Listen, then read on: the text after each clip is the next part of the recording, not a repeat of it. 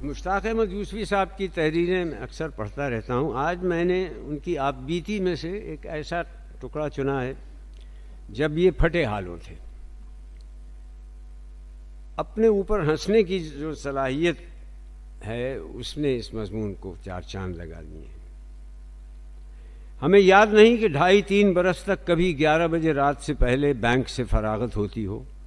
इत्तेफाक से कभी 7-8 बजे घर पहुंच जाते तो बेगम परेशान और हम स्कूल से भागे हुए बच्चे की तरह खिसियाने हो जाते।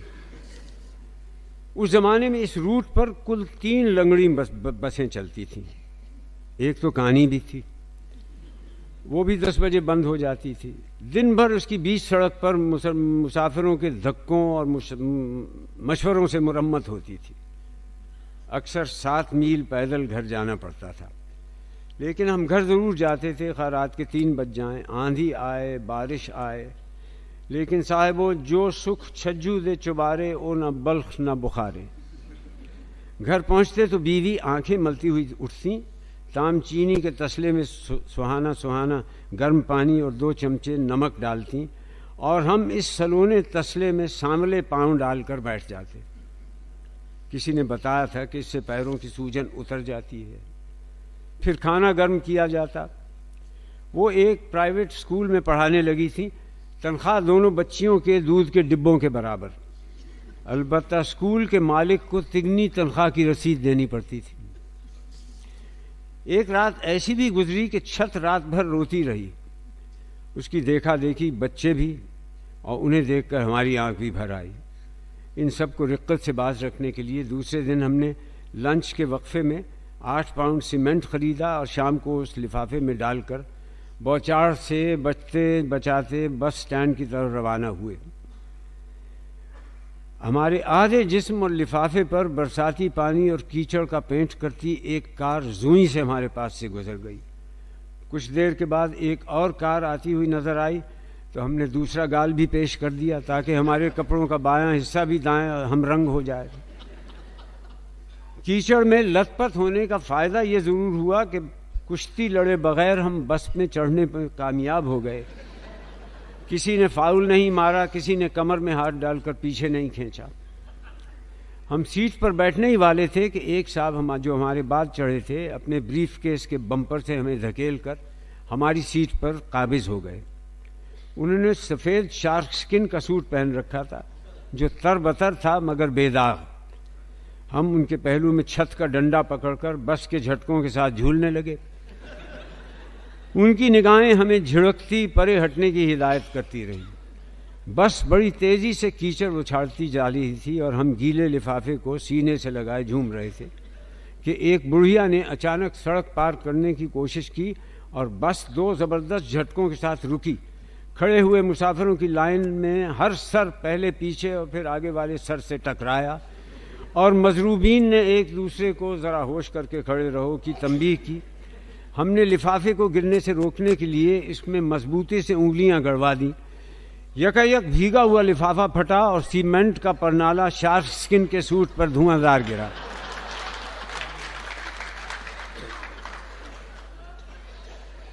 जैसे ही उन साहब पर इस सानहे की संगीनी और हदूद अरबा मुनकशिफ हुए, उन्होंने रूमाल से अपना सूट रगड़ रगड़ कर साफ करने की कोशिश की, लेकिन गीले सूट पर आला क्वालिटी का मजबूत और पायदार सीमेंट बहतान की तरह इस तरह चिमटा कि फैलता है उस कदर जितना कि रगड़ा जाए है। उसने इस आलम में बज़बान उर्दू अंग्रेज़ी जो कुछ कहा खुदा उसे मुआफ़ करे। उस साल सारे रिकॉर्ड टूट गए।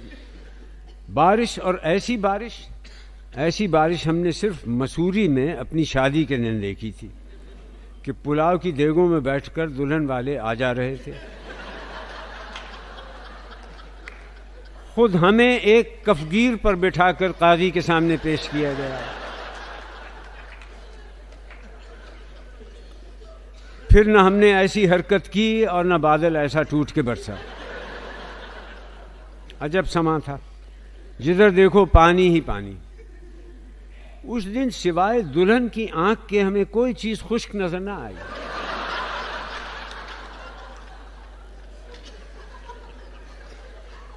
हमने टहोका दिया कि रुखसती के वक्त दुल्हन का रोना रसूमात में दाखिल है। उन्होंने बहुत पलकें टपटपाई मगर एक आंसू न निकला। फिर कार में सवार होते वक्त हमने सेहरा अपने चेहरे से हटाया, खूब फूट फूट कर रोई।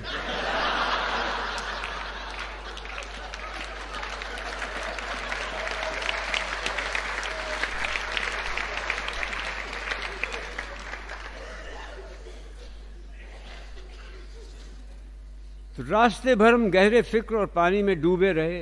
सुबह तक जूते कैसे सूखेंगे। उजले पोश लॉन्ड्री रजिस्टर्ड भी बारिश की वजह से 2 दिन से बंद थी।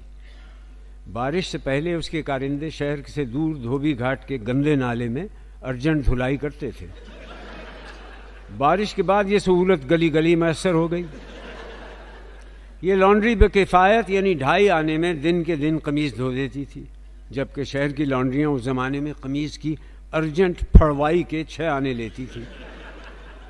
हम सोचने लगे कि घर में इतना पानी कहाँ कि कपड़े धोकर सुबह कोयलों की इस्त्री से खुश्क कर सकें। आखिर इस जिक्र को बरसात में धूप के फ़राइज़ भी अंजाम देने पड़ते थे। घर में कोई मजबूत अलगनी भी नहीं थी जिस पर खुद को लटकाकर कपड़े पहने सुखा लेते। घर के सामने वाली सड़क के नाले की सही गहराई आखिरी आशारिया तक हम नहीं बता सकते। इतना ज़रूर याद है कि एक मौज हमारी ऐनक बहाकर ले गई और अब हम इस काबिल भी न रहे कि डुबकी खाए बगैर पानी और खुश्की में तमीज़ कर सकें। दर बदर लंगर अंदाजी के बाद घर आया तो देखा कि बरामदे और कमरे में नाले का पानी ठाठे मार रहा है। जिन मोरियों का काम घर में गंदा पानी बाहर निकालना था वो अब फेले माकूस अंजाम देने में जुटी हुई थी, यानी बाहर का गलीज पानी उनके तवस्सुत से भल भल अंदर दाखिल हो रहा था। एक चारपाई पर दोनों बच्चियां अपनी अपनी गुड़ियों को छतरी लगाए सहमी बैठी थी। छोटी के मुंह पर अभी तक दूध की मूछें बनी हुई थी। दूसरी चारपाई पर दोनों बेटे पशेमान बैठे थे। बड़े ने सोते में नीकर से बाथरूम का काम लिया था। अब पेशबंदी कर रहा था कि देखिए अम्मी, मेरी नीकर में आपके गुड्डू ने पेशाब कर दिया है। ताज्जुब इस पर था कि गुड्डू मियाँ सुबकियाँ ले लेकर यकीन दिला रहे थे कि अम्मी अब नहीं करूँगा।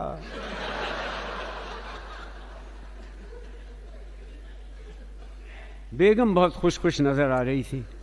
कुछ देर बाद हमें कच्चे सहन में ले गई और कहा, देखो आज मैंने 2 टंकियाँ पानी से भर ली हैं, बिल्कुल मोती की तरह। ढेरों कपड़े धुल जाएंगे। 3 दिन से पानी बंद था, लोग बूंद बूंद को तरस गए थे। ये 2 टंकियाँ उन्होंने बरामदे के परनाले के नीचे रखकर पानी से भरी थी।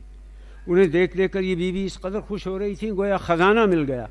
ये दिखाने के लिए कि दोनों लबालब भरी हैं, उन्होंने लालटेन अपने चेहरे तक उठाई तो मांग में एक सफ़ेद बाल नज़र आया जो इससे पहले हमने नहीं देखा था। सुबह 4:30 बजे बिजली के कड़कने से आंख खुली तो कमरे में चमड़ा जलने की चरान फैली हुई थी। उठकर देखा तो मालूम हुआ कि वो जूता जो सोने से पहले हमने दोनों जूतों के फीते बांधकर लालटेन की गर्दन में हार की तरह लटका दिया था, अब उसका एड़ी के ऊपर का पुश्ता जलकर पेशावरी चप्पल बन गया था। उस वक्त तक जब हम उठे हमारी बीवी कपड़ों पर इस्त्री करके स्कूल पर पढ़ाने जा चुकी थी। कपड़ों पर एक पर्चा रखा मिला जिस पर लिखा था, रात तुम्हें बता न सकी, डॉक्टर ने मुझे बहुत सी बीमारियों का बताया है, खामखा ढेर सारी दवाएं और इंजेक्शन लिख मारे हैं। मैं वापसी में पाकिस्तान चौक के होम्योपैथ डॉक्टर से दवा लेती आऊँगी। जर्द रंग तुम्हारा भी तो फेवरेट रंग है। जूता ऐसी चीज़ नहीं कि जेवर की तरह मांग कर पहन लिया जाए। इसके सिवा कोई चारा नज़र ना आया कि चप्पल पहनकर बैंक जाएं और 3 दिन बाद तनख्वाह मिले तो नया जूता खरीदें। फिर ख्याल आया कि अगर एंडरसन पूछ बैठा कि आज इंस्पेक्शन डिपार्टमेंट चप्पल पहने क्यों फिर रहा है तो क्या जवाब देंगे।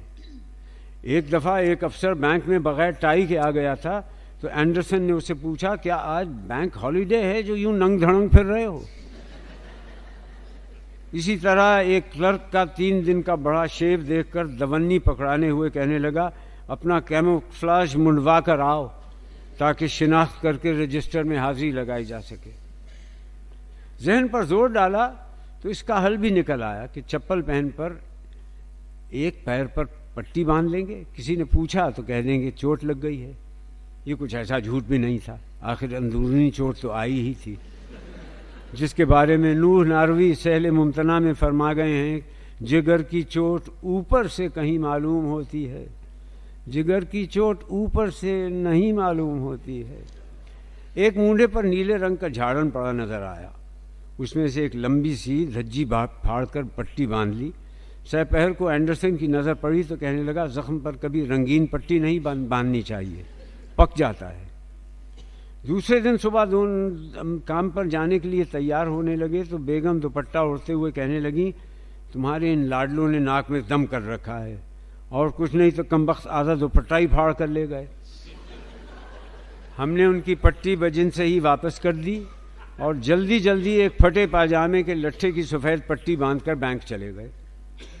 11 बजे किसी काम से एंडरसन ने तलब किया।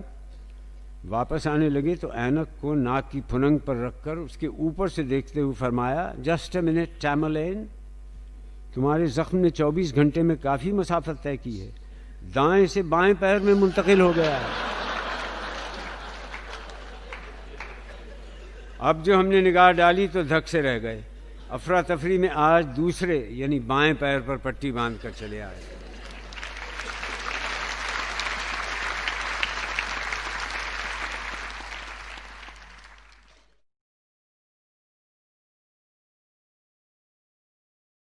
मुश्ताक अहमद यूसुफी साहब की तहरीरें मैं अक्सर पढ़ता रहता हूँ। आज मैंने उनकी आप बीती में से एक ऐसा टुकड़ा चुना है